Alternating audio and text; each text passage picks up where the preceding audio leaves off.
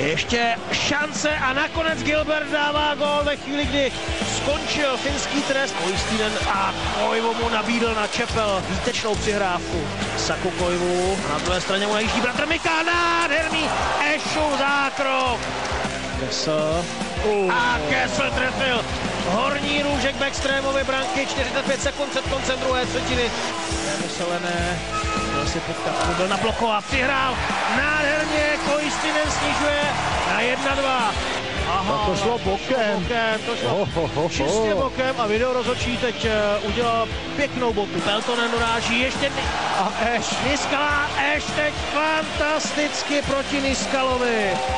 Selené dává gól po přihrávce od Saka Koiva a teď konečně film zafungovala spolupráce prvního útoku a zafungovala nádherně, ještě se do ní vložili obránce. Mu to zkusil sám a gól je v brance! Mikko Koivu našel nějakou skudinku mezi betony Eše a dává gól. Finsko poráží Spojené státy americké. Jussi Jokinen tam byl teď tvrdě atakovaný Brownem a budou z toho ještě 2 minuty.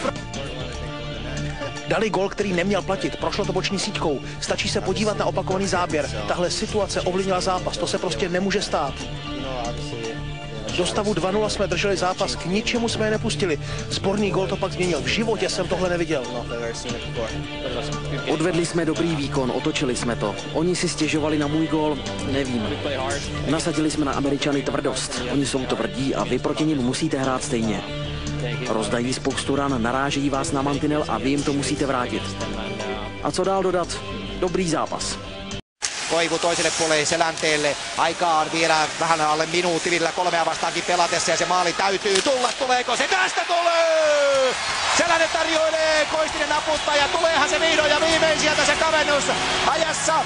Kun on erää pelattu 2 ja 12, vihdoin ja viimein se murtuu. Ja peli on 2-1 Yhdysvalloille ja siitä sitten lisää herkkua kotikatsomoihin, kun ylivoima jatkuu välittömästi. Katsotaan nyt sitten vielä mitä epäselvyyttä, onko siellä sitten ollut. Ja kyllähän siihen keskelle nyt täytyy näyttää. Ei siinä ole kahta sanaa.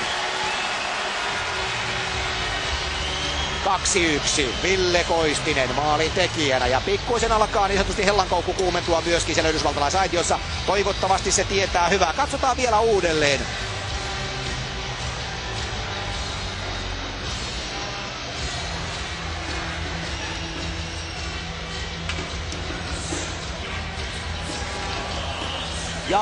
Jaa.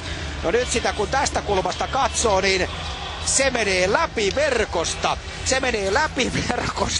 Eli kyllä se vain näin on, että se meni läpi siitä verkosta.